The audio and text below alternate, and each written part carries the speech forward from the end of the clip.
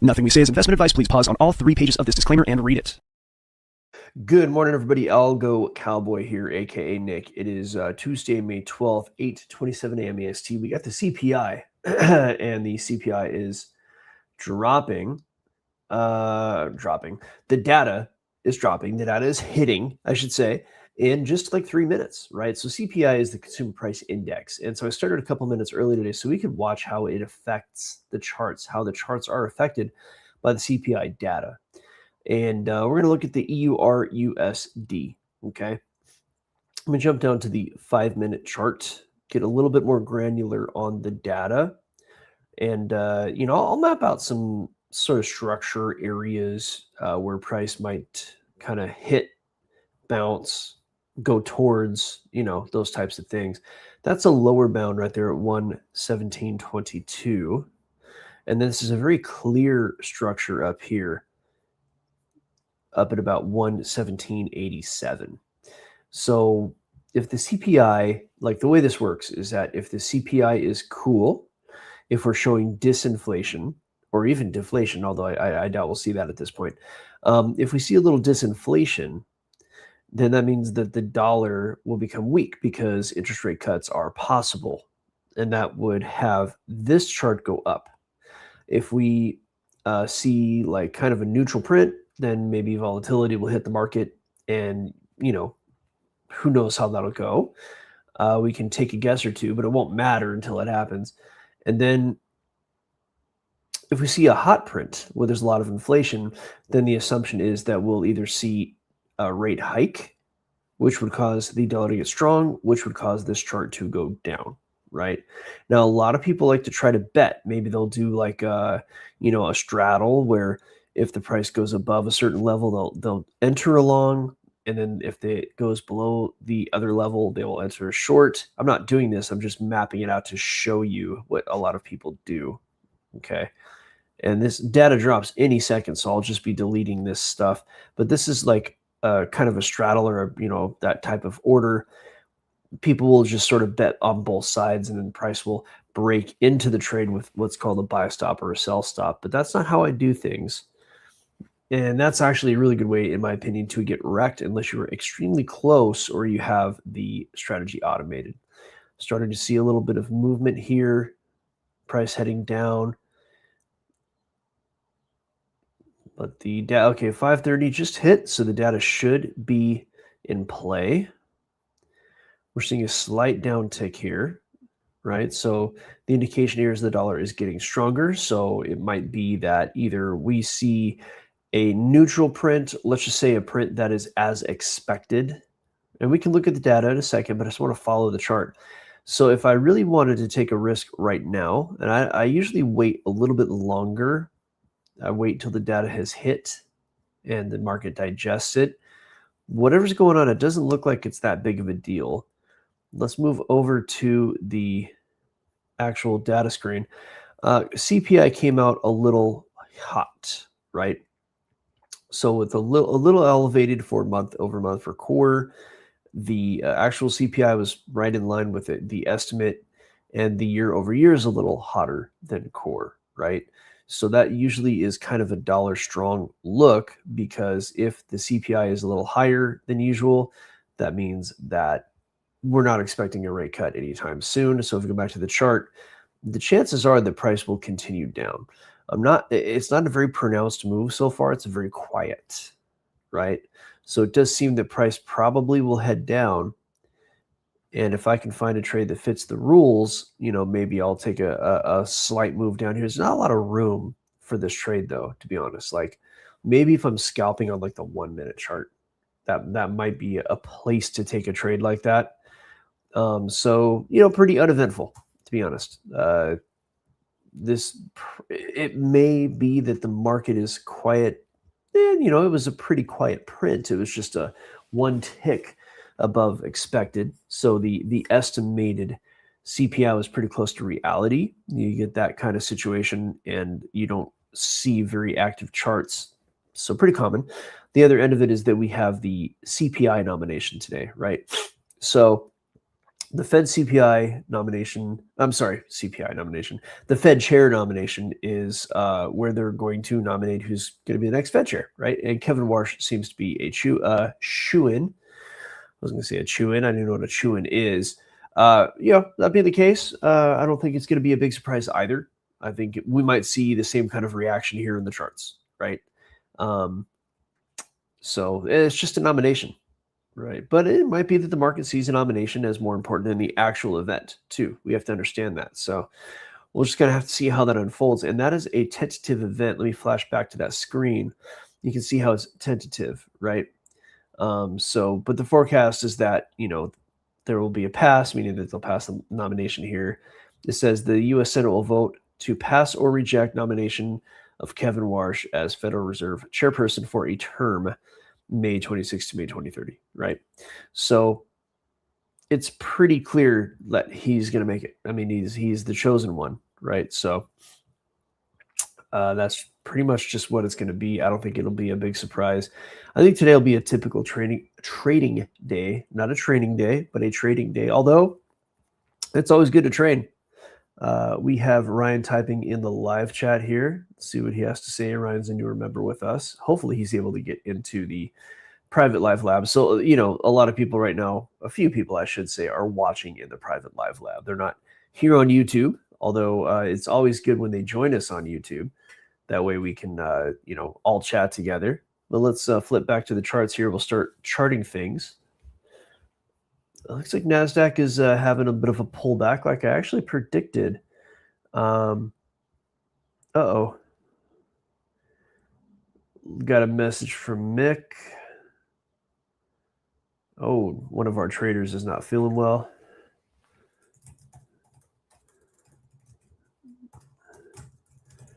Wish him well.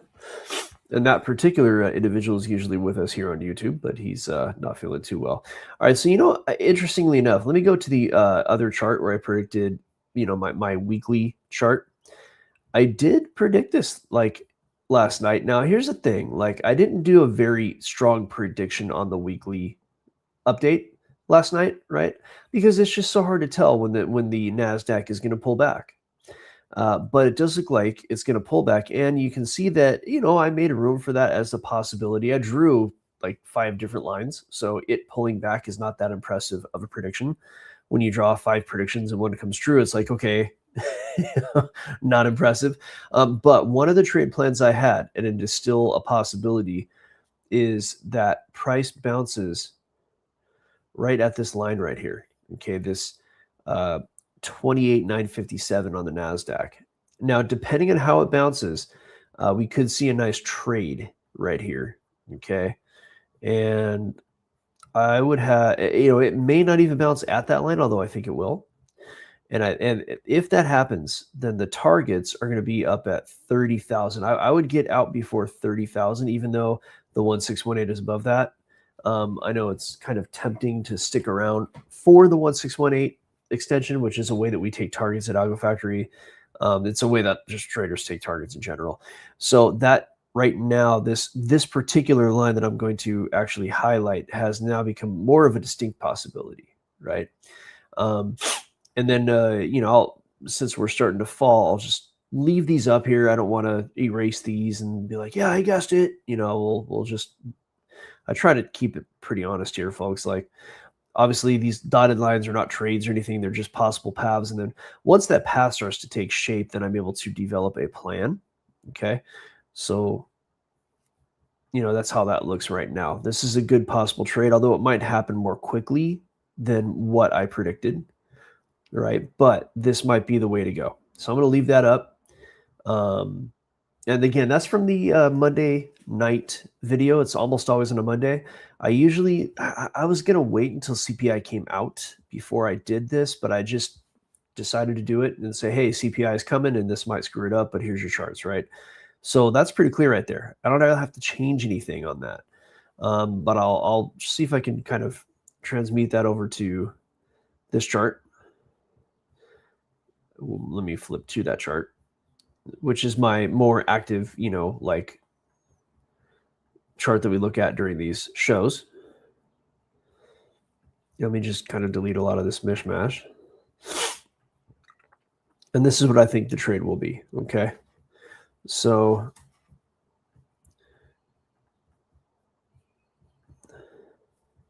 now there's a much higher target up there, but we're so far from that.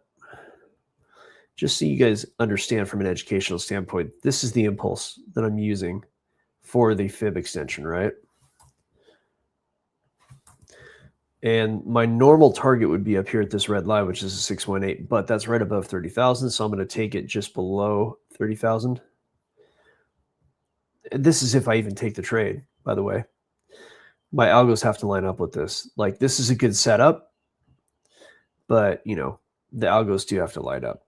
So it's, you know, going to look something like this. And then I'll go ahead and share the setup with my live chat here.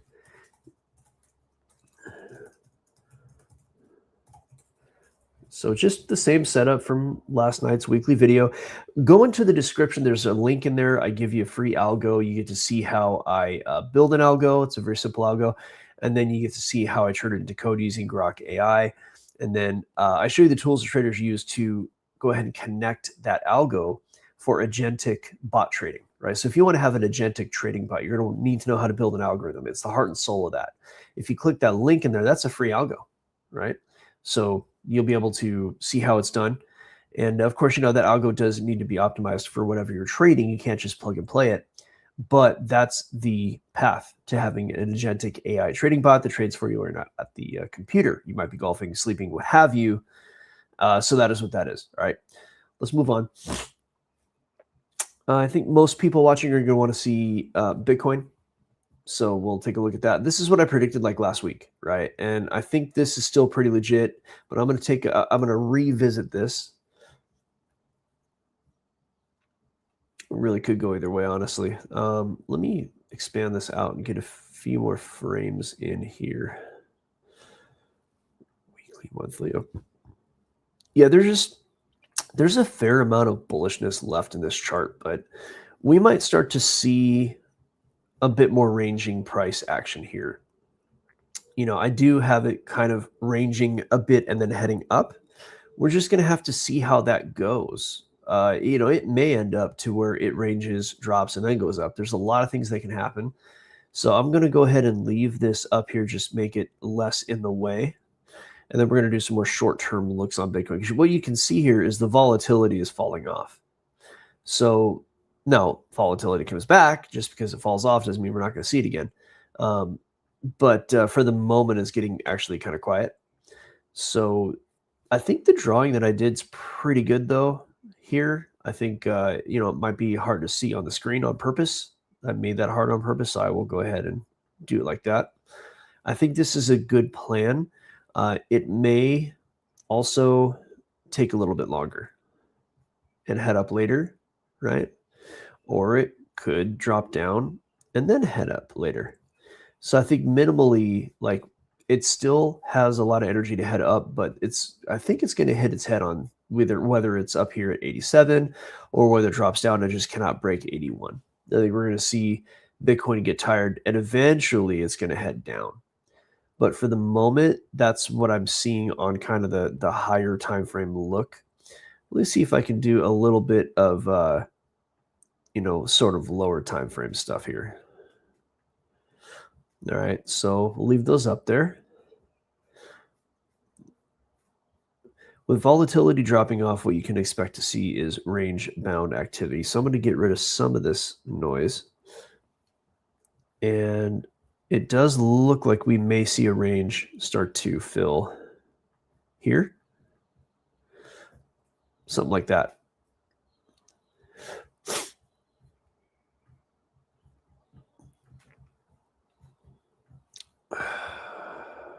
Go ahead and look at the stack here and see if I can get a little more data. It's tough, yeah. I think range bound is the best bet, to be honest. I don't know why that drawing is not. Keep drawing, lock drawings, hide drawings. We're supposed to be sharing drawings between symbol, crosshair, time range. Okay. my drawings are supposed to be linked. New drawings, sync and layout. For some reason, the new drawings are not syncing, so we're going to fix that. And I will just redraw this box. Then hopefully that syncs through the layout. I think when I was looking on my mobile, a couple of settings got changed.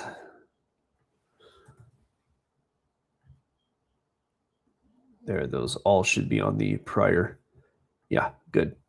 So yeah, the range could actually end up being like what I drew, where it ends up kind of coming down here. But for the moment, this is what I'm seeing, right? So just not a lot to talk about with Bitcoin, honestly. I think it's going to range until it doesn't, and you don't know which way a range will break until it does, if volatility truly comes off. But if I were to try to find a trade with Bitcoin, it might be grab a long box, something like this. Might try to get a better entry on this, but not a bad little trade. It's a 1.6 to 1.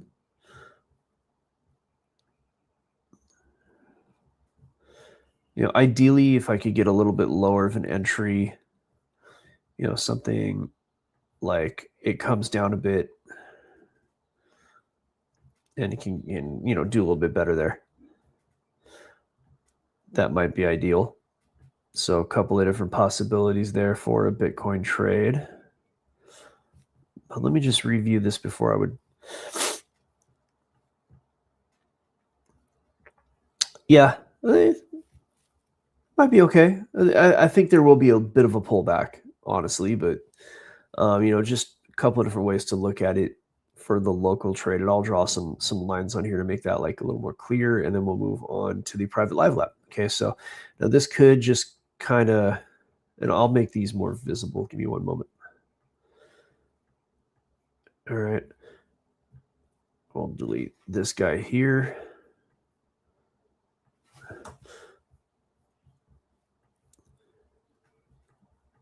Maybe something like this, or perhaps something maybe like this.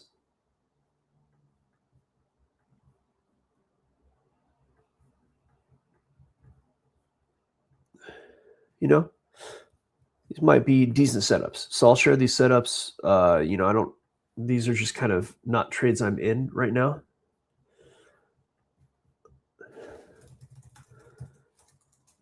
And then I will move to the private live lab. Give me just one moment. So a couple setups for you today here on the live show here. The live lab public, live lab private. We'll see any other setups that I have.